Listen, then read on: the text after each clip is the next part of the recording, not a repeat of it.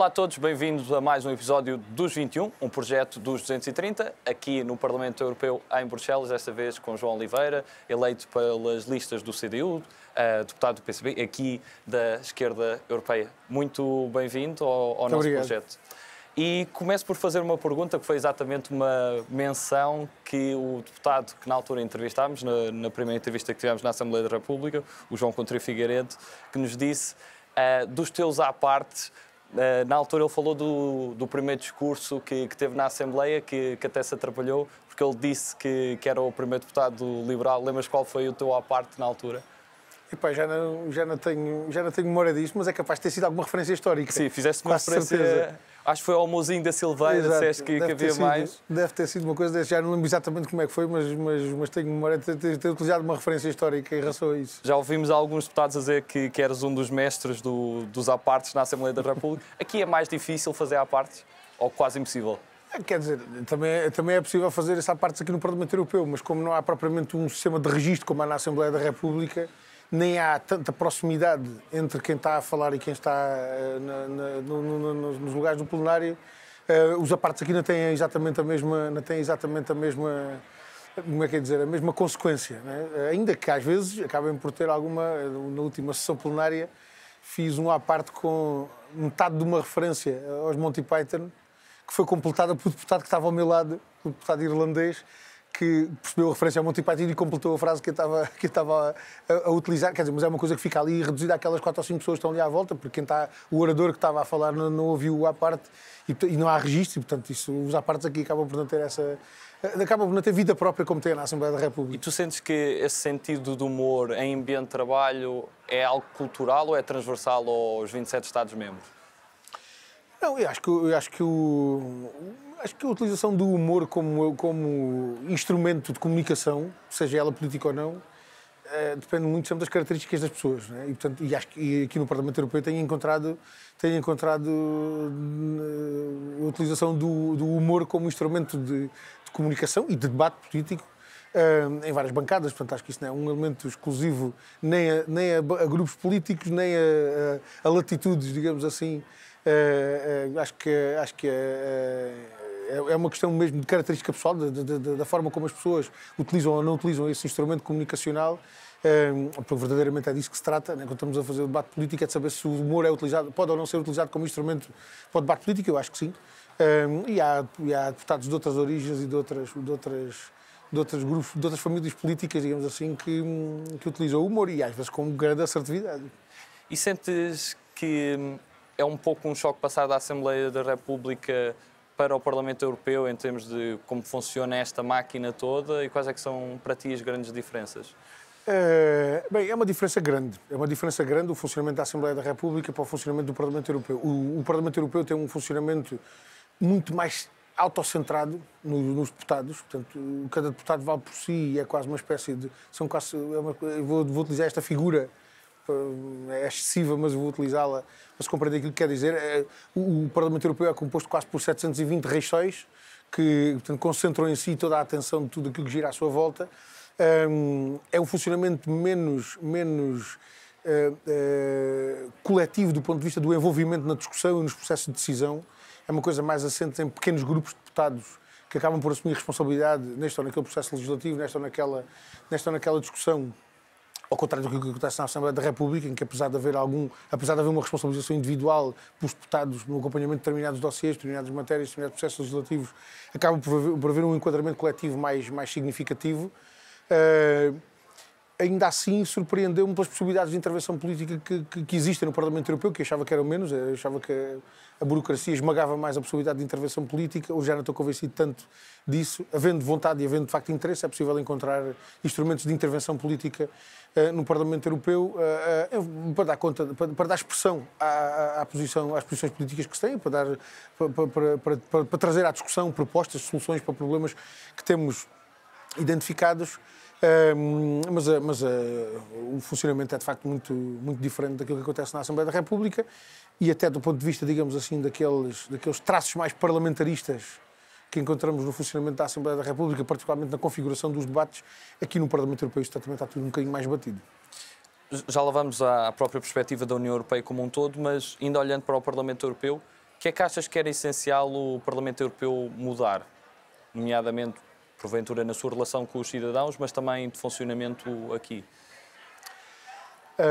Bem, eu acho que eu não sei se é possível identificar coisas que o Parlamento Europeu devesse fazer para mudar, porque eu não sei se uma parte da natureza do Parlamento Europeu não é precisamente esse distanciamento em relação aos cidadãos. Ou seja, eu acho que as discussões que nós aqui fazemos, as decisões que aqui são tomadas, uma boa parte delas pretende-se que elas não sejam exatamente de fácil acesso ou de fácil conhecimento por parte dos cidadãos. Eu acho que esse distanciamento, digamos assim, das pessoas em relação às decisões da União Europeia, particularmente em relação às decisões do Parlamento Europeu, acho que em algumas circunstâncias é propositado. Do funcionamento do Parlamento Europeu, acho que há um elemento que é particularmente evidente e que acho que precisava de ser alterado. Tem havido alguma discussão até dentro do Parlamento Europeu sobre isso, que tem a ver com a forma como os debates ocorrem nas sessões plenárias e a forma como não há verdadeiramente um debate. Nós, em muitas circunstâncias, constatamos que há um tema que é discutido durante 2 horas, 2 horas e meia, 3 horas às vezes, cuja discussão se limita a um despejar de intervenções de 1 minuto para fazer aquele período de 3 horas, sem haver propriamente um debate. Eu tenho de alguma forma tentado contrariar isso com pedidos de esclarecimento. Há até alguma caricatura que vai sendo feita a propósito da minha insistência nos pedidos de esclarecimento às intervenções que vão sendo feitas, mas eu julgo que isso também, a utilização desse mecanismo do pedido de esclarecimento, que aqui no Parlamento Europeu se chama Blue Card, acho que é um elemento de confronto político que falta verdadeiramente à forma como os debates são feitos no Parlamento Europeu, e acho que isso acaba por ajudar a enriquecer a discussão. E, portanto, tenho recorrido a esse instrumento para intervir em muitas circunstâncias, em debates em que não tenho tempo de palavra atribuído e em que utilizo esse instrumento para fazer esse confronto político com posições que são distintas das minhas, ou em alguns casos até coincidentes, mas para procurar puxar por outros argumentos de coincidência que eventualmente possam não ter sido referidos por quem está a intervir. Mas talvez esse seja um dos aspectos digamos assim, mais visíveis daquilo que era possível mudar no funcionamento do Parlamento Europeu. Há outros, naturalmente, que não são de pouca monta, relativamente à possibilidade de intervenção e de interferência em determinados processos, em determinadas decisões, que em algumas circunstâncias acaba por ficar mais coartada, sobretudo quando estamos a falar de delegações que têm menos deputados, como é o meu caso.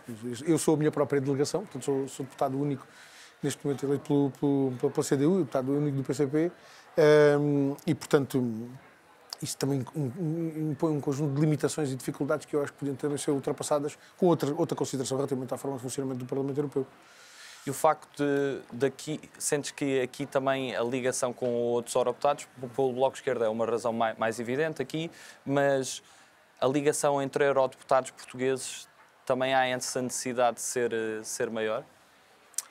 Bem, eu não diria que nós temos falta de ligação, porque nós, quer dizer, acabamos por ser só 21, em 720, e em muitas circunstâncias há uma tendência para que os deputados de cada país acabem por centrar uma boa parte da discussão que fazem entre si. Quer dizer, eu não faço uma discussão sobre segurança social ou sobre a precariedade laboral nos mesmos termos com um deputado português do que faço com um deputado francês ou belga ou alemão. E, portanto, a tendência para discutir as questões que tenho a discutir com os deputados portugueses acaba por ser maior porque a nossa realidade é a mesma e, portanto, partindo da mesma realidade é mais fácil de expressarmos os nossos argumentos, os nossos pontos de vista, as nossas opiniões e até defendermos as propostas que apresentamos. E, portanto, eu julgo que essa tendência de discussão dos deputados centrados na realidade nacional do país acaba por fazer essa ligação de forma natural, naturalmente com as posições que cada um tem e de forma, às vezes, completamente antagónica em relação entre uns e outros. Não é?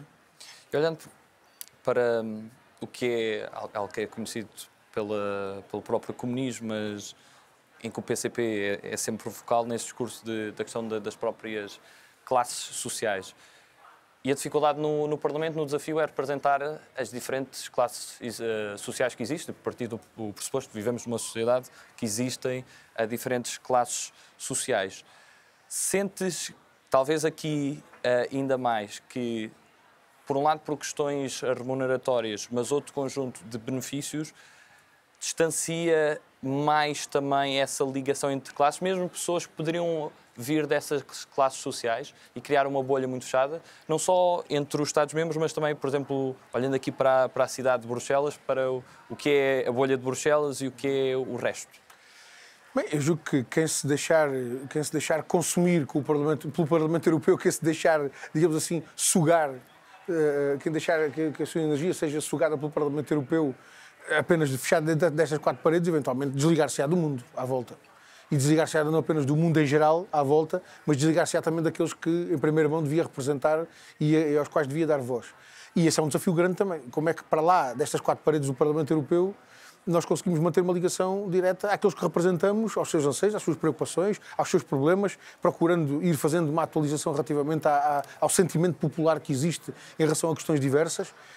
E isso é um desafio grande que só se consegue vencer, diria eu, com o investimento mesmo em que essa ligação se faça diretamente, ou seja, o contacto direto com a realidade nacional e com as classes e camadas sociais que mais diretamente são visadas pela nossa intervenção é um aspecto absolutamente imprescindível e indispensável para que não se perca, digamos assim, o pé ao andar do mundo e ao sentir do povo, ao sentir das pessoas em relação às dificuldades que vão tendo pela sua vida, que vão tendo pela frente na sua vida. Eu julgo que isto não é só sorte, também faz parte daquilo que sou, mas o enquadramento que o meu partido me dá facilita-me isso tudo. Ou seja, o enquadramento que o meu partido me dá na minha intervenção política mais geral, nessa ligação direta às preocupações dos trabalhadores, dos reformados, dos pequenos e médios empresários, dos pequenos e médios agricultores, o contacto direto que vamos fazendo com classes e camadas sociais que são particularmente visadas pela nossa ação e pela nossa intervenção e às quais procuramos dar voz, ajuda a romper, digamos assim, esse ciclo de isolamento ou de vivência de bolha que o Parlamento Europeu pode propiciar. Mas eu reconheço que isso é um risco que se corre e que tem que ser considerado em devida conta para que a gente não se deixe absorver por ele. Vamos ao teu percurso, já voltamos aqui ao Parlamento Europeu. Nasceste em Évora, és alentejano, orgulhoso alentejano, diria. Como é que foi o teu percurso ainda antes de irmos a Coimbra? Como é que foi crescer no Alentejo, sobretudo o Alentejo estamos a falar sobretudo anos 80 e depois anos 90? Bem, uma nota mais pessoal, eu cresci sem dificuldades, cresci sem luxos, mas sem dificuldades. Diria eu, em condições que correspondiam à média, à maioria, digamos assim, dos jovens da minha geração em Évora. Ganhei interesse pela discussão política em casa, ouvindo os meus pais e o meu avô materno. Ganhei interesse pela discussão política e acompanhando essas discussões e procurando perceber a partir daquilo que eu via discutido em casa qual era a ligação que isso tinha com aquilo que ia vendo à volta. Comecei a ter, digamos assim, alguma espécie de intervenção política ainda na escola secundária que frequentei, na escola secundária de Severino de Faria, em Évora, onde acabei por integrar a Associação de Estudantes durante alguns anos. E foi de resto, enquanto estudante do ensino secundário, que me filiei na JCP. E depois, a partir daí, o percurso em Coimbra acabou por trazer tudo o resto de aprofundamento dessa ligação e dessa intervenção política e de escolhas do percurso de vida que acabam por se fazer também em função desse caminho que se vai fazendo sem a gente dar por ele. Quando nós falamos do despertar para a vida política e, sobretudo, para uma perspectiva ideológica, tanto nos vários partidos, mas também no PCP, temos sentido que há diferentes vertentes desse despertar, desse sobressalto cívico. Alguns vêm mais de leituras, outros vêm mais do contacto com algumas realidades que viram e que moldaram um pouco o pensamento. Outros, um pouco a mistura dos dois. Tu sentes que a formação do teu pensamento, nomeadamente depois essa entrada para a JCP, está mais ligada a quê? E porquê é que percebeste que eras comunista? Eu não sei se sou capaz de encontrar assim um fator que explique isso ou que se sobreponha a outros, o que é uma conjugação de fatores. Estes que já referi, do enquadramento familiar que tinha e da forma como a discussão política na minha casa era feita de uma forma natural e era uma coisa banal. Acrescentando a isso, uma espécie de desafio que no grupo de amigos com quem me dava de forma mais próxima, acabei por sentir para me envolver no movimento associativo, particularmente a partir da Associação de Estudantes. Quer dizer, a gênese daquele meu envolvimento na Associação de Estudantes foi uma coisa tão simples quanto haver um amigo meu, que até era meu colega de carteira, que tinha decidido montar uma lista para a Associação de Estudantes. Nós tínhamos ficado na escola secundária durante uns anos sem Associação de Estudantes, e esse meu colega de carteira tinha decidido montar uma lista para a Associação de Estudantes para ter digamos assim, um chapéu para organizar festas e outras coisas. E eu e mais um conjunto de outros amigos nossos, portanto, nós éramos todos entre uma e duas turmas, no essencial. Achámos que o objetivo de uma Associação de Estudantes principal não devia ser propriamente esse, de organizar festas, havia outros problemas da escola para resolver, e que a gente devia mobilizar-se para resolver esses problemas, ou para abordar esses problemas em primeiro lugar, antes de tratar das festas.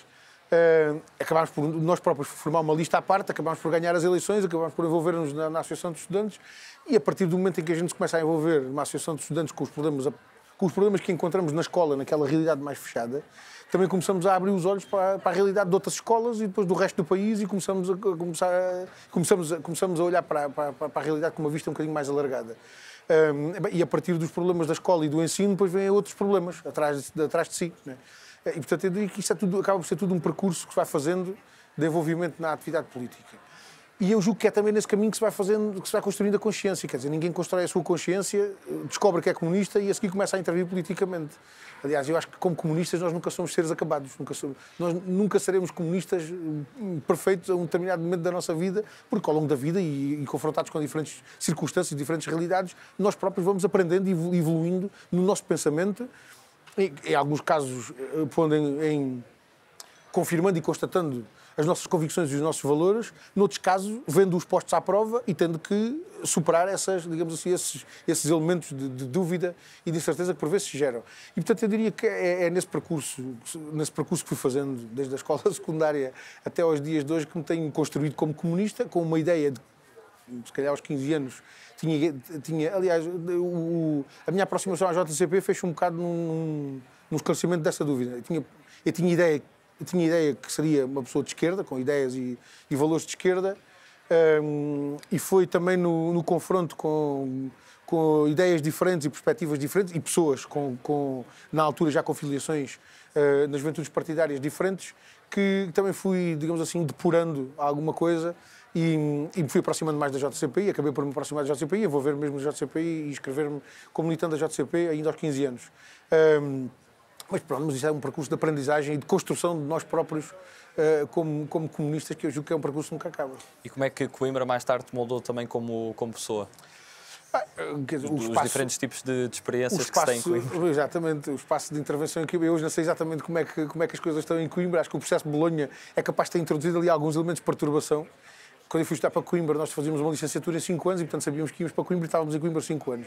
Hoje em dia as coisas são diferentes, até o próprio método de ensino, a aprendizagem também é diferente, também rouba um bocadinho mais de tempo, aquele tempo que nós antes tínhamos para outro tipo de atividades para lá do estudo e o envolvimento. Quando fui para Coimbra já era militante da JCP e mantive a minha ligação à JCP desde o início. Intervim na minha faculdade em primeiro lugar, mas de forma mais geral até na Associação Académica de Coimbra. E acabei por ter um percurso de envolvimento, um movimento associativo em Coimbra de forma ainda mais intensa do que tinha tido na escola secundária.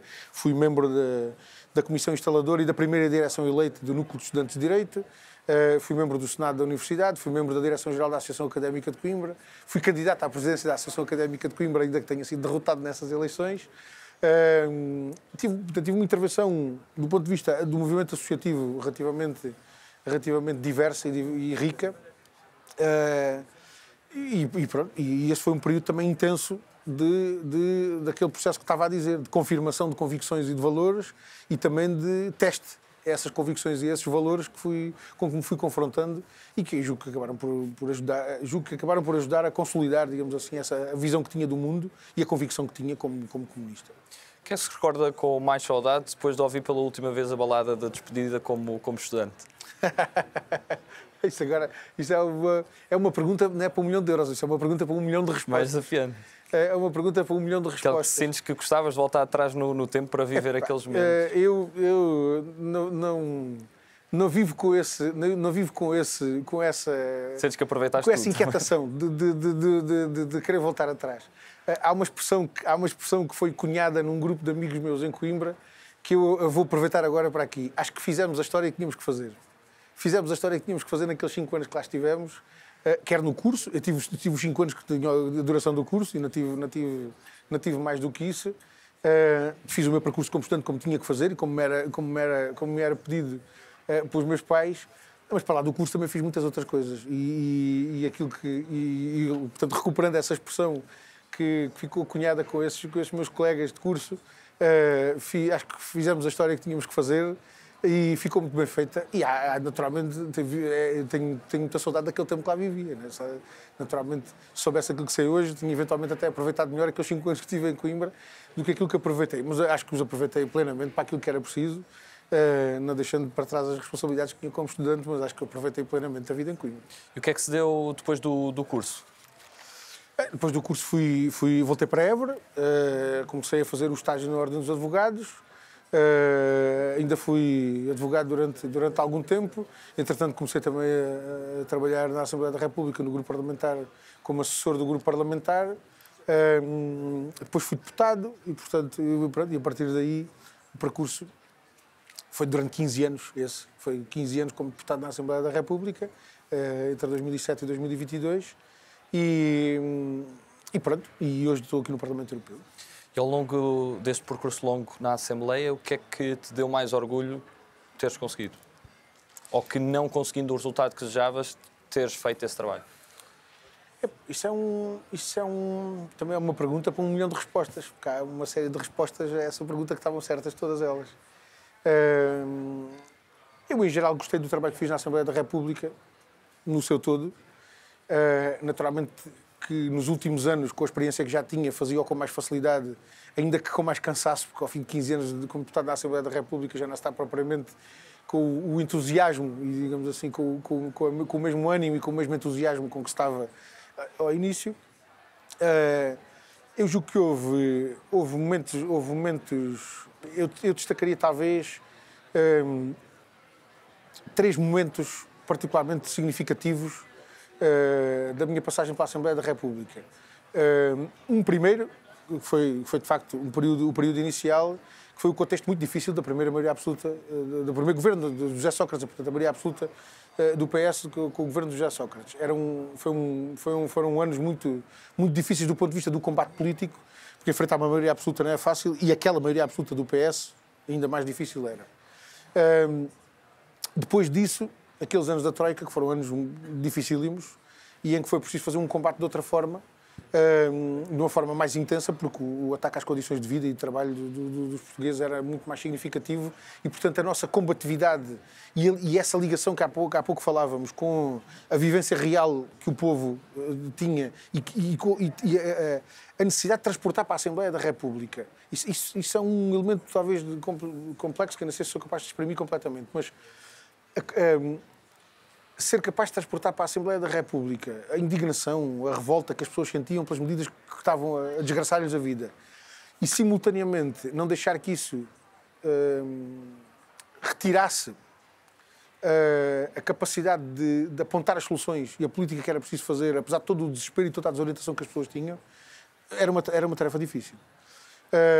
Depois disso, o terceiro momento que eu destacaria foi tudo aquilo que foi possível conseguir-se naquela fase aquela nova fase da vida política nacional a seguir a 2015, particularmente entre 2015 e 2019, em que nós tivemos, de facto, uma capacidade de influência nas decisões nacionais que foi muito significativa e em que dessa influência resultou muita coisa que se julgava em alguns casos impossível, que se conseguiu, de melhoria de condições de vida, de reposição de direitos, de reposição de condições de vida, em alguns casos de avanço até em relação àquilo que havia anteriormente, as questões dos manuais escolares, as questões das creches gratuitas, um conjunto de medidas que foram tomadas muito significativas, o aumento das pensões 7 anos seguidos. Muitas dessas coisas, nós andávamos a lutar por elas havia muito tempo e dizíamos sempre que era impossível. Era impossível, o país não comportava. E, de repente, a partir do momento em que nós tivemos uma palavra a dizer nas decisões que eram tomadas em que a nossa influência se fazia efetivamente sentir e era necessária para fazer avançar algumas coisas, muitas dessas medidas que nos diziam que eram impossíveis acabaram por tornar-se realidade. Elas, ainda assim, ficam a meio de um caminho que era preciso fazer. Porquê? Porque era preciso que aquele caminho tivesse ido muito mais longe do que foi e muito mais fundo do que aquilo que foi. Eu diria que todas as medidas positivas que foram tomadas naquela altura foram boas porque foram positivas para a vida das pessoas, mas era preciso ter sido muito mais longe para que o caminho pudesse ter sido feito em toda a sua extensão e, sobretudo, correspondendo àquilo que efetivamente podia ter sido feito em função das necessidades que o povo português e o país tinham. E, portanto, eu diria que talvez situando esses três momentos por razões diferentes e em circunstâncias diferentes, eu julgo que tive a felicidade de ter mandatos sucessivos na Assembleia da República, dos quais muito me orgulho, por motivos diferentes, mas dos quais muito me orgulho. E ao longo destes vários anos, o PCP foi tendo diferentes resultados eleitorais, mas sobretudo agora nestes últimos anos, não tanto com a última eleição, mas com a eleição anterior, foi uma quebra grande de deputados, por ter perdido votos. Sentes que, tendo consciência que há eleitores que votam de uma forma mais ideológica, outros eleitores sentem que é mais o desalento que têm e veem em alguns partidos uma forma de expressar o seu desalento, tem nomeadamente por questões sociais. Não metendo aqui os eleitores em caixinhas de que a transição é necessariamente de um partido para o outro partido, porque é que achas que essa transição começou a acontecer? Porque é que alguns eleitores começaram a ver noutras formas de expressão política, algumas novas que apareceram e que não eram tão comuns em Portugal, uma forma de colocarem o seu protesto, por exemplo? Uma coisa, eu acho que eu não situava apenas a questão em termos de diferenças de opinião ou de opção eleitoral entre as pessoas. Né? Acho que as pessoas são diferentes também, consoante estão ou não estão a atravessar um período eleitoral. Em muitas circunstâncias nós ouvimos as pessoas a concordarem connosco e a acompanharem-nos num conjunto de iniciativas e de medidas que nós tomamos e de propostas que fazemos. Quando chega ao período eleitoral, há outros critérios que lhe aparecem à frente, ou que lhes são digamos assim, que lhes são postos à frente, e que acabam, em muitas circunstâncias, por desvirtuar completamente o raciocínio e o pensamento que tinham anteriormente. Há muita gente que acaba por ser levada em critérios de opção eleitoral que são absolutamente circunstanciais e momentâneos, nunca se tinham regido por eles, mas chega à altura das eleições e regem-se por eles, e passadas as eleições voltam a esquecê-los. Mas aí estás a dizer voto útil? Ou... circunstâncias como a do voto útil, como a da penalização de um partido por isto ou da penalização de um partido pelo outro, sem ligação àquilo que são os critérios decisivos para aquelas mesmas pessoas um ano antes das eleições. Em muitas circunstâncias acontece isso. As pessoas, de repente, sobrevalorizam aspectos que secundarizavam até um período muito próximo das eleições. Isso também é um elemento que é inculcado a partir de fora. Isso não resulta da cabeça das pessoas, não nasce na consciência das pessoas, por obra do acaso. Particularmente do ponto de vista comunicacional e do ponto de vista mediático, há muitos critérios de opção eleitoral que acabam por ser apresentados em um momento eleitoral, desvirtuando completamente aquilo que eram critérios principais e questões principais no raciocínio de cada um e no pensamento de cada um. Eu, sinceramente, não olho para isto com desespero nenhum.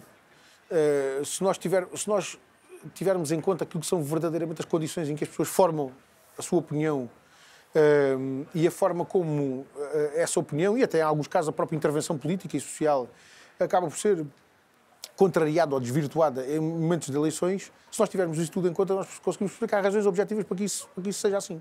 E, portanto, compreendendo isso, eu acho que é preciso olhar para isso sem desespero nenhum. Tal como tive a felicidade, naqueles anos que estive na Assembleia da República, de praticamente, em todos eles, com exceção dos últimos dois, ter assistido a um crescimento eleitoral da CDU. Eu, desde que entrei para a Assembleia da República em 2007 até às eleições de 2019, assisti a um crescimento consecutivo da CDU. Em 2019 houve, de facto, essa quebra e em 2022 uma quebra mais significativa. Mas eu não olho para isso nem com desespero nos casos, nem com excesso de confiança noutros, e, portanto, acho que é tudo fruto de determinadas circunstâncias. Cabe-nos intervir para que elas se alterem. Em alguns casos não está nas nossas mãos decidir as condições em que essa alteração se pode dar, mas naquilo em que depende da nossa intervenção, temos que assumir isso com toda a clareza e sem desespero nenhum. Achas que essas circunstâncias também são internacionais? Porque na história sempre houve tendências num país que depois influenciaram outros, e mesmo as próprias correntes ideológicas. O marxismo também é um exemplo. Começa num país, espalha-se para outro e depois acaba por abranger mais países. Sentes que agora essa tendência é mais rápida, de contágio, não necessariamente por um discurso ideológico, mas por uma estratégia política em que tem diferentes proporções, e isso viu-se um pouco nas eleições europeias, com diferentes partidos, mas vê-se também além das perspectivas regionais. Parece que aparece uma tendência e começa a ter sucesso em vários tempos. Depois há ciclos políticos. Vamos lá ver, estás a colocar duas ou três questões que têm respostas distintas. Uma, a influência das dinâmicas internacionais, da situação internacional em cada país, naturalmente isso é um facto, ou seja, há dinâmicas internacionais que acabam por ter uma expressão significativa do ponto de vista do condicionamento ou da capacidade de moldar uma determinada leitura da realidade nacional, e acho que isso é um facto. Em segundo lugar, a forma como essas dinâmicas internacionais acabam elas próprias por ser projetadas à escala global a partir dos instrumentos de comunicação que hoje existem, e, portanto, acho que isso é uma evidência. Ou seja, a capacidade que hoje existe de projetar, além fronteiras, uma determinada leitura de uma realidade nacional de um país é muito mais abrangente do que era há umas décadas. Ao mesmo tempo, os meios de comunicação que hoje estão ao dispor, do ponto de vista mais geral, do espaço comunicacional e mediático, que envolve os meios de comunicação tradicionais e aqueles que têm a ver com as novas tecnologias, as plataformas sociais, as redes sociais, tudo isso, acabam por introduzir elementos também de intervenção e de interferência na formação do pensamento das pessoas a uma escala muito mais significativa do que acontecia há uns anos atrás. Já não é preciso ir há umas décadas, basta ir há uns anos atrás, a realidade é de facto muito, muito diferente. Quem tem na mão o controle desses instrumentos tem uma vantagem muito grande. E isso acho que é evidente. Aliás, quando nós hoje olhamos para os Estados Unidos e vemos Donald Trump ao lado dos magnatas da comunicação que detêm uma boa parte do controle sobre essas plataformas e as redes sociais que operam à escala global, nós percebemos o entrosamento que há entre o poder político e o poder económico que está ligado a esse setor da comunicação. E eu diria que isso, quem tem na mão um instrumento desses, não faz dele um uso que não seja em função da sua própria concepção e da sua própria visão do mundo, portanto, da sua própria ideologia, não é? Independentemente das opções políticas que depois, circunstancialmente podem ser feitas em função da sua visão do mundo e da ideologia que perfilha.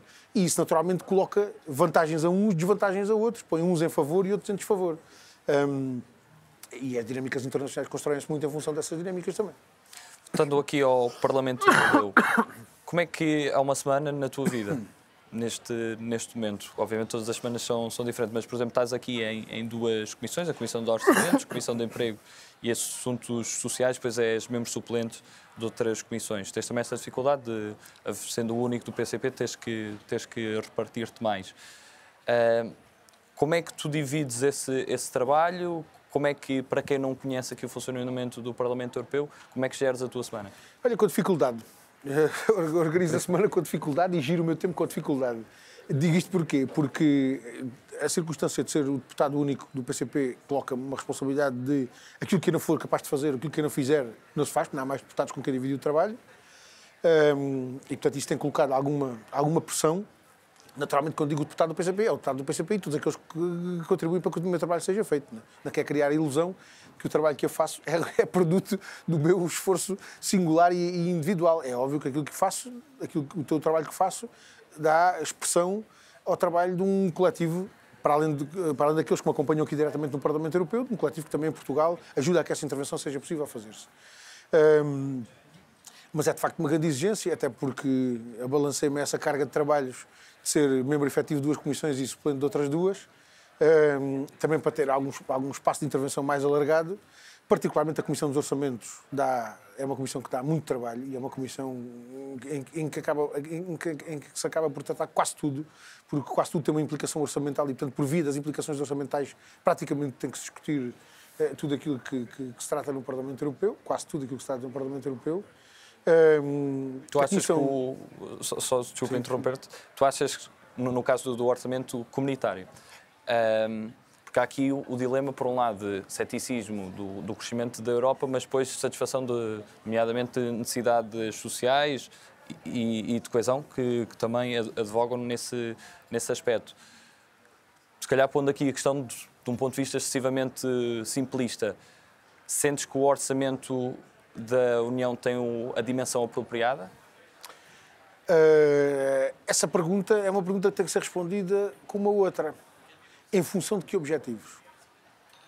Ou seja, se nós olharmos para o espaço da União Europeia e entendermos que a prioridade do ponto de vista orçamental devia ser a garantia da coesão económica, social e territorial, devia ser o aproveitamento dos recursos produtivos de cada país para garantir uma base de desenvolvimento alargado e sustentável de cada país, na qual se pudessem encontrar sinergias com aqueles que estão à volta. Se considerássemos que a resposta prioritária das decisões a nível orçamental da União Europeia deviam ser os problemas sociais que neste momento estamos a atravessar e, portanto, acudir a questões como do acesso à habitação, do acesso à saúde, da garantia de emprego com direitos, da garantia de proteção social e da garantia de valorização do trabalho e de quem trabalhou uma vida inteira quando chega à reforma, se nós entendêssemos que essas são questões prioritárias e essenciais da ação política, o orçamento da União Europeia não chega, naturalmente, não chega, porque ele está configurado muito abaixo daquilo que são as necessidades e, portanto, era preciso que ele fosse aumentado, mas era, sobretudo, necessário que ele fosse verdadeiramente conduzido para essas prioridades. Ora, a situação que nós temos hoje é diferente em duas dimensões. Não só porque são outras as prioridades e são prioridades erradas, como ainda por cima uma boa parte do orçamento está a ser desviada para prioridades como a do militarismo, das indústrias da defesa, de tudo isso, quando devia estar a ser desviado para outras prioridades que essas sim são verdadeiramente necessidades absolutamente essenciais dos povos. E, portanto, essa discussão, de resto, é uma discussão que temos agora em curso na Comissão dos Orçamentos a propósito da preparação do próximo quadro financeiro plurianual 2028-2034. E é uma discussão em que é absolutamente essencial que nós tenhamos uma intervenção a partir da nossa realidade nacional, considerando aquilo que têm que ser as opções feitas ao nível da União Europeia que convirjam e coincidam com aquilo que é necessário do ponto de vista nacional. Mas isto é, de facto, um caderno de encargos muito exigente para um deputado só e, portanto, e obviamente está sempre associado... de organizar a vida em função disso é difícil. E está sempre associado à visão que cada eurodeputado tem do projeto europeu. O que é que tu, olhando para o projeto europeu, sentias que seria necessário retirar e encaixar? Ou seja, o que é que tiravas, o que é que punhas nesta estrutura, mas de prática de, ok, o que é isto de que queremos desta União Europeia? Isso é uma pergunta fácil de fazer, mas não é uma pergunta fácil de responder. Um white book, um livro branco eu vou tentar ainda assim, para a Europa. Vou tentar ainda assim procurar corresponder à facilidade da pergunta, não sei se excessivamente da resposta que vou dar. É desafiante. Mas eu diria que reconfigurar políticas que hoje servem sobretudo os grandes grupos económicos e financeiros e as grandes multinacionais que deviam servir as pequenas e médias empresas, que deviam servir as economias nacionais, a satisfação das necessidades sociais de cada povo, eu diria que era talvez a alteração mais significativa que se impunha. Mas isso de facto significava reconverter a natureza da União Europeia. E não parece que a União Europeia tenha surgido para esse fim. Parece-me que a União Europeia serviu para aquilo que tem servido. Há uma questão que eu julgo que é absolutamente essencial nós colocarmos para percebermos como é que esse caminho coincide ou diverge daquilo que são as nossas necessidades. Se em cada política que a União Europeia decide, se em cada opção que a União Europeia faz, nós fizermos a pergunta qual é o papel que está reservado para Portugal nisto? Se nós começarmos a fazer essa pergunta, nós começamos por identificar um primeiro problema, que é, em muitas circunstâncias, eu diria, em circunstâncias demasiadas permanentes e demasiado repetidas, em demasiadas circunstâncias, nós verificamos que as opções e as políticas da União Europeia não coincidem com a defesa dos interesses nacionais. E quando digo isto a partir da visão que tenho sobre a realidade nacional de Portugal, percebo que isto também acontece com outras realidades nacionais. Aliás, esse é um dos elementos de surpresa. Há circunstâncias em que um deputado como eu coincide com um deputado do Partido Popular Europeu. Por exemplo, quando esse deputado vem da Roménia e tem uma visão sobre o seu país que é coincidente com a nossa realidade nacional. Quando ele próprio identifica na sua realidade nacional os problemas que nós identificamos. E nós percebemos que a circunstância em que estamos aproxima-nos mais a nós do que nos aproxima de um alemão, ou de um francês, ou de um belga. E, portanto, essa pergunta que nós vamos fazer, qual é o papel que está reservado para Portugal se esta política for por diante? Quando nos falam da política dos campeões europeus, que é preciso as empresas europeias ganharem escala para poderem competir com os chineses e com os americanos, quando é preciso no setor das telecomunicações criar grandes multinacionais que possam operar em todo o espaço da União Europeia para terem verdadeiramente a dimensão correspondente com a dimensão que têm as mesmas empresas nos Estados Unidos ou na China para poderem competir com elas. Nós perguntamos-nos qual é o papel que cabe a Portugal numa política económica dessas. Mas aí achas que abdicámos demais de soberania? Eu julgo que sim. E não é só abdicarmos de soberania, é que há um outro problema, que é ainda está por fazer o exercício de confrontar a União Europeia com essa posição de defesa da nossa soberania. Porque em muitas circunstâncias nós verificamos que as decisões que são tomadas ao nível da União Europeia também são muito convenientes para quem no governo em Portugal quer utilizá-las como desculpa, temos que fazer assim porque a União Europeia manda. Ora, em muitas circunstâncias a União Europeia só manda porque ninguém confrontou a União Europeia com uma perspectiva contrária.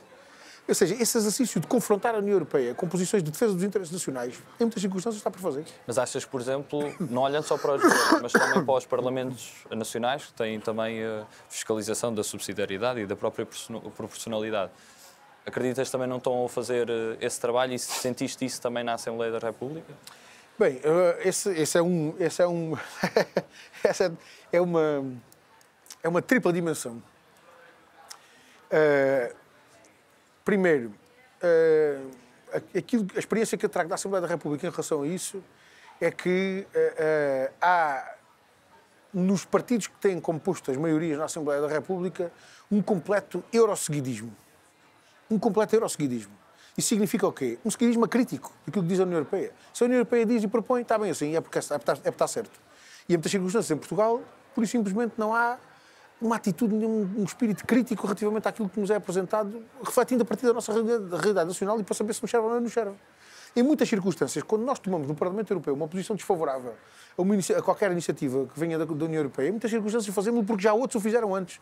Porque se tivermos ser nós os primeiros a fazê-lo, raramente isso acontece. Porque há uma atitude de eurosseguidismo na Assembleia da República por quem tem composto as maiorias parlamentares na Assembleia da República.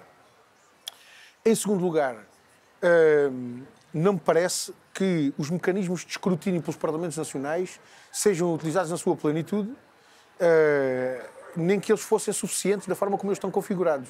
Isto também tem que ver com, por um lado, este eurosseguidismo, ou seja, os mecanismos de escrutínio pelos Parlamentos Nacionais, particularmente para a Assembleia da República, não são tão utilizados como podiam ser, porque não há vontade de contrariar nem de tomar posições, digamos assim, diferentes ou divergentes ou críticas em relação àquilo que vem da União Europeia. E, por outro lado, acho que mesmo que eles fossem plenamente aproveitados, era também muito difícil que se conseguisse encontrar um caminho para verdadeiramente pôr um travão, fazer uma barragem àquilo que prejudica o nosso país e que não nos serve. Em terceiro lugar, olhando para a realidade da União Europeia, também se percebe que o que não falta é vontade de contornar esses mecanismos quando eles verdadeiramente podem ser utilizados e pode ser em causa. Dou um exemplo muito concreto disto para perceber o que estou a dizer. O acordo do Mercosul, que está a suscitar uma objeção generalizada em vários países da União Europeia, arrisca-se a entrar em vigor a partir de uma manobra que a Comissão Europeia está a procurar fazer de dividir aquele acordo em dois, portanto, por um lado, um acordo comercial, por outro lado, um acordo político. Para quê? Para inviabilizar a possibilidade de cada Estado-membro, a partir do seu Parlamento, impeça a ratificação do acordo. E, portanto, a Comissão Europeia vem dizer-nos: o Mercosul é um acordo muito importante, é muito bom, é muito importante, temos que levar isto por diante. E estão tão convencidos que aqui é um acordo bom que até estão a pensar pôr em prática uma manobra destas para evitar que esse acordo possa ser escrutinado a nível nacional, para que não haja algum Estado-membro que venha dizer nós não assinamos e não ratificamos o acordo e, portanto, isso não entra em vigor. Ora, quando isto é feito assim, a partir das próprias instituições da União Europeia, convenhamos que isto não é propriamente um grande cartão de visita relativamente à bondade das decisões e das propostas que são aqui tomadas e decididas. Ainda neste peso da soberania, é um argumento que também do outro lado do hemiciclo é utilizado, porventura por motivos diferentes, no ISE, no Patriot e um pouco também no ICR. Sentes que esse dilema de estarem do outro ponto do hemiciclo, mas ao mesmo tempo terem um ceticismo perante este projeto europeu, pode de algum modo levar a alguns compromissos, não noutras matérias, mas de tentar limitar esse autocrescimento da própria União Europeia? Não me parece, porque não há coincidência nenhuma do nosso discurso com o discurso da extrema-direita. Aliás, há uma incompatibilidade absoluta, até nessa referência. O conceito de soberania que nós defendemos é um conceito de soberania popular, é um conceito de soberania que corresponde à vontade do povo. E corresponder à vontade do povo não significa só ser o povo a legitimar as decisões que são tomadas. Significa também que as decisões que são tomadas têm que corresponder aos interesses do povo. Olha, quando do outro lado do hemiciclo, a partir da extrema-direita, nós vamos falar em soberania, não é deste tipo de soberania que nós estamos a falar. Estamos a falar de soberania na acessão do exercício de competências de um Estado nacional para defender interesses económicos com a dimensão e projeção nacional. É disso que estamos a falar. E, portanto, são duas concepções completamente antagónicas. Mas achas que é isso que estão a falar, mas estando encapotado que também é o povo? Porque não achas que utilizam esse argumento? É óbvio que não há nunca haverá nenhum partido da extrema-direita que diga com clareza aquilo que vem. Porque se um partido da extrema-direita vier dizer nós não queremos que a União Europeia mande aqui, porque queremos ser nós a mandar para defender os interesses do capital a nível nacional e não os interesses dos trabalhadores e do povo, qual é o suporte que vai ter algum dia? Qual é o suporte popular que tem um partido que faça um discurso destes? Naturalmente tem que se esconder atrás do discurso, atrás de uma cortina de fumo que lançam. E uma das táticas da cortina de fumo que a extrema-direita lança é precisamente essa, de se apropriarem de conceitos e de referências políticas que não são as suas, mas que são queridas pelas pessoas, e eles apropriam-se delas, não para lhes corresponder, mas para fazer exatamente o oposto delas. Alguém algum dia pensa que um governo de extrema-direita vai assumir o poder para resolver os problemas das pessoas, para satisfazer os problemas do povo? É pôr os olhos na Itália. É pôr os olhos na Itália.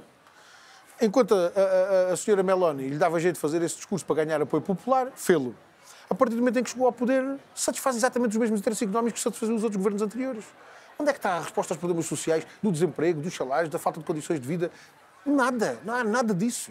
E ninguém pode esperar que os partidos da extrema-direita verdadeiramente façam aquilo que anunciam, porque a história mostra exatamente o oposto.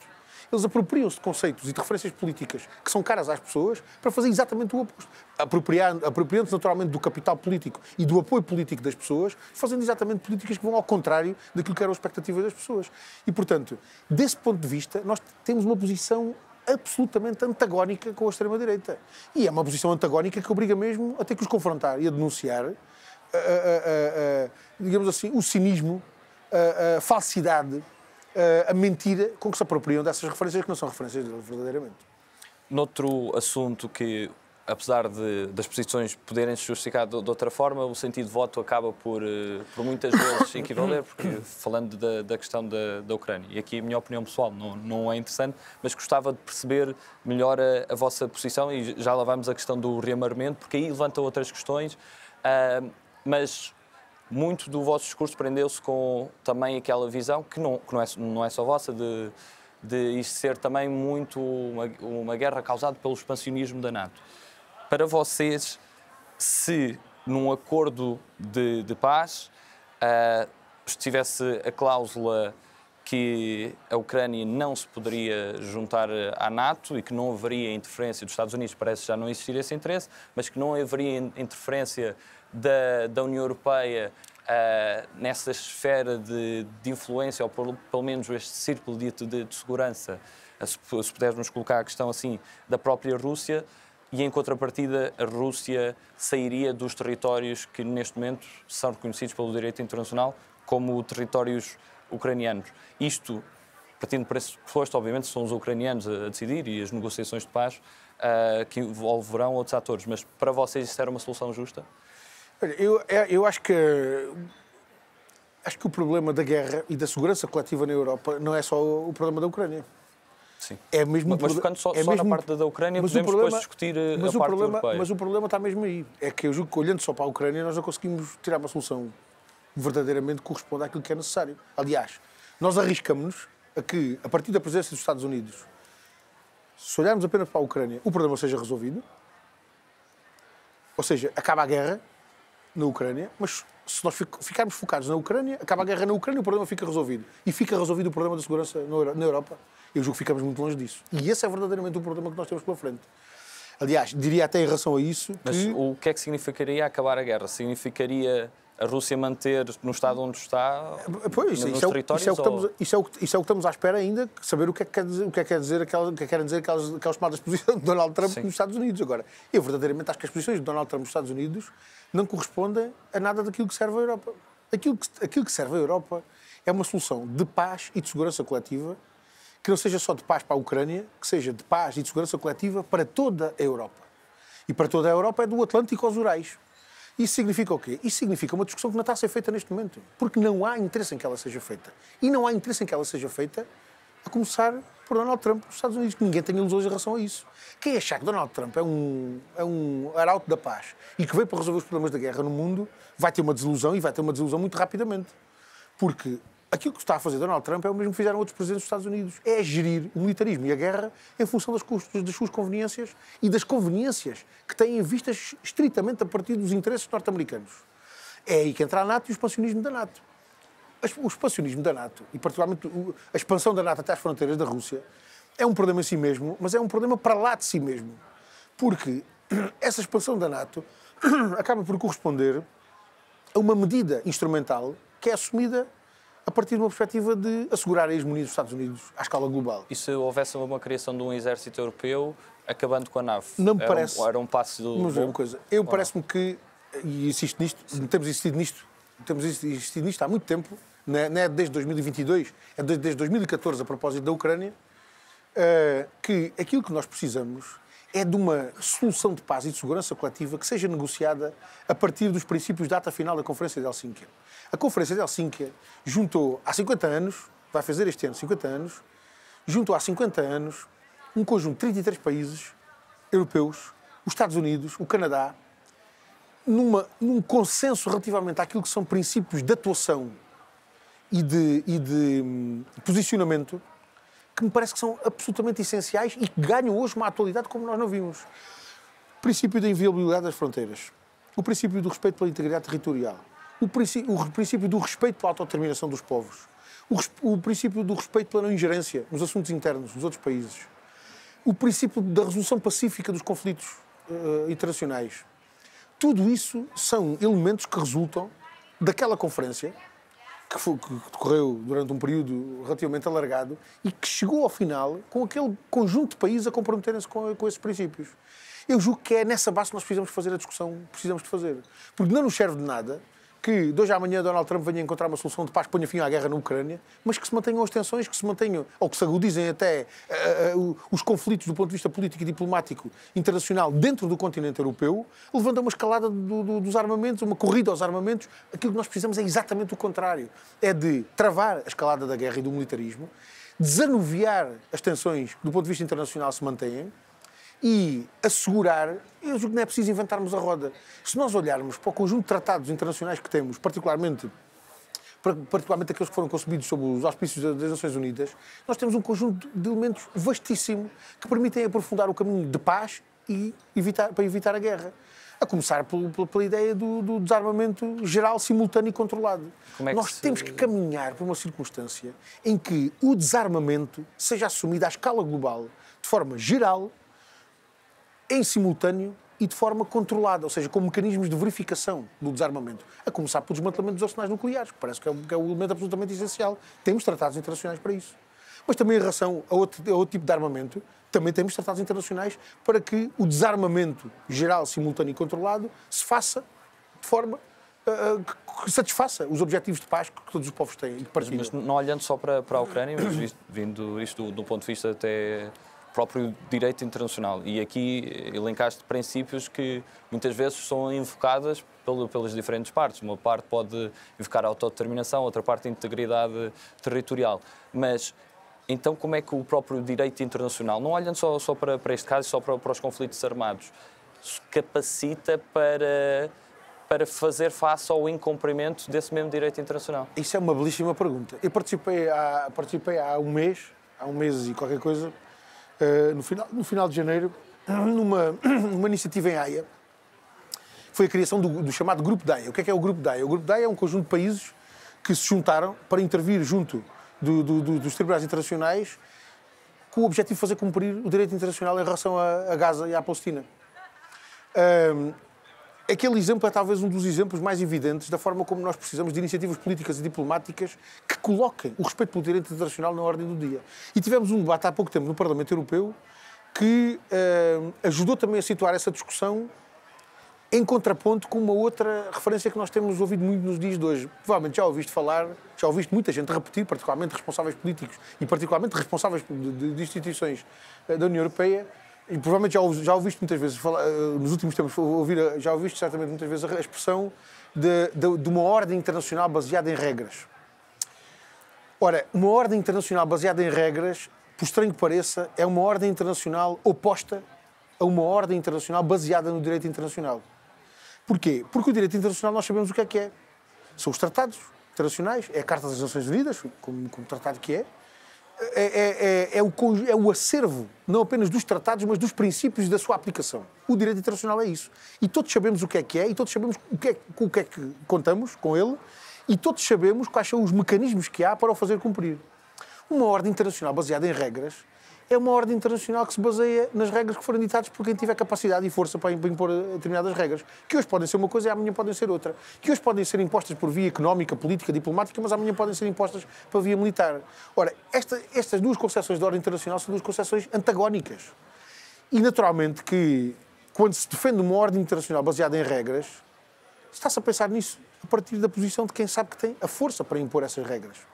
Ora, o que nós estamos a ver por todo o mundo, na Ucrânia, na Palestina, no Iémen, em tantos outros pontos do mundo, onde há povos flagelados com o martírio da guerra outra vez, quando nós olhamos para essa realidade à escala global, aquilo que nós percebemos é que essa ordem internacional, baseada em regras, por quem tem força para impor as regras que entende, não é uma ordem internacional que sirva ao futuro da humanidade, é o futuro dos povos.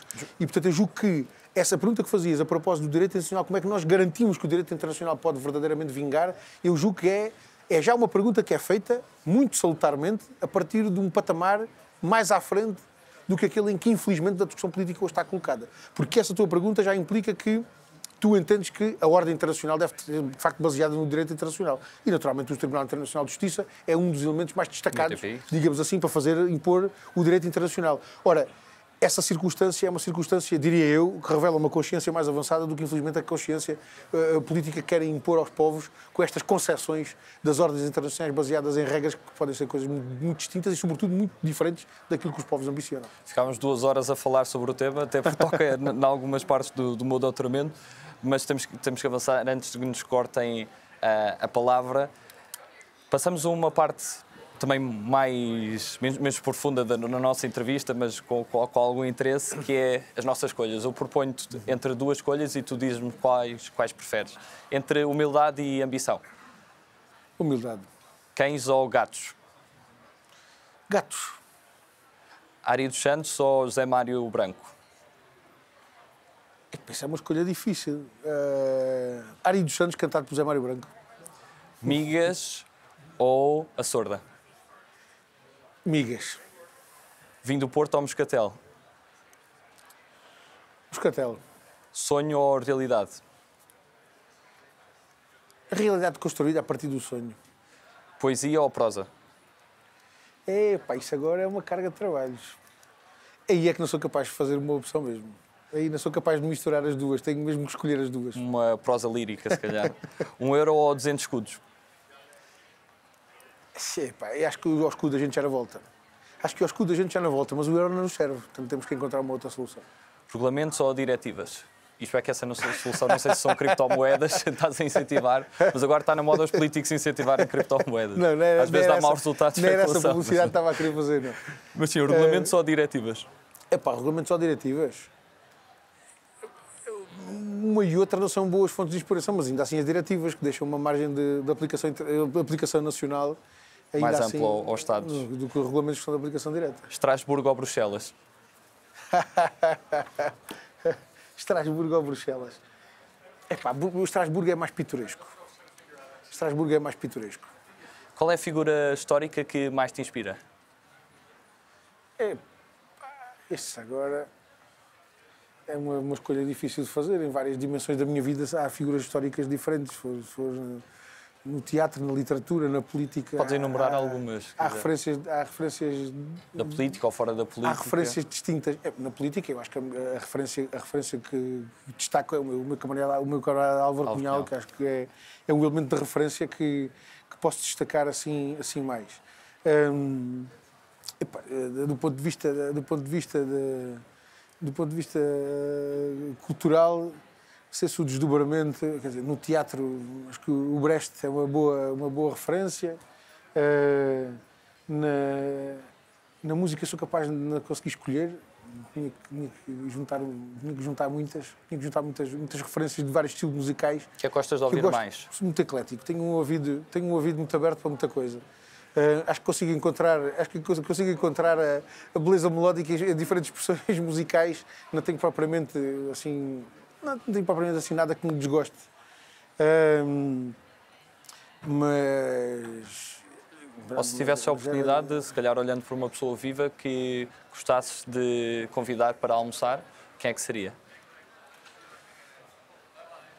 Olha, isso é uma boa pergunta. Olha, o Papa Francisco. Papa Francisco. Gostava de ter a oportunidade de falar com o Papa Francisco assim com o tempo, para saber verdadeiramente o que é que lhe vai no espírito, porque há coisas de facto intrigantes nas posições que aquele Papa tem em questões sociais que eu gostava de deslindar. Claro que não vou ter nunca essa oportunidade, mas era uma... Terias essa curiosidade. Mas tinha essa curiosidade. Passando a um conjunto de palavras soltas e peço que digas o que é que associas a estas palavras. A primeira é cultura. Emancipação. Fundos europeus. Oportunidades perdidas. Imigrantes. Semelhantes. Identidade nacional. Uma porta aberta para os outros. E Europa. Um conceito maltratado. Portugal. Pátria. João, muito obrigado por esta entrevista. Nós voltaremos com mais entrevistas aqui no Parlamento Europeu em Bruxelas. Continuem atentos.